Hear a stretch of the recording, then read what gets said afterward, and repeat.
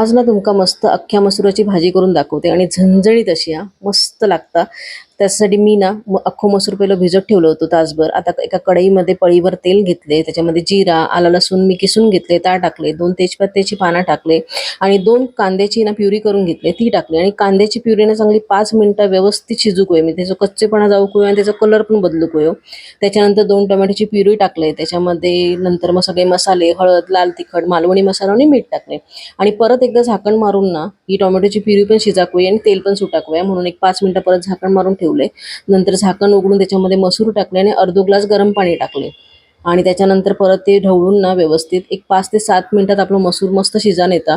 तो शिजलो की मग त्याच्यामध्ये आपण वरून कोथिंबीर टाकली आणि अशी मस्त झणझणीत आपलं अख्खो मसूर तयार झालेलो असा। नक्की करून बघा ही रेसिपी आणि तुमका नक्की आवडतली। आणि आपल्या रेसिपी जर तुमका आवडत असतील ना तर आपल्या चॅनलला तेवढं सबस्क्राईब कराक मात्र विसरू नका।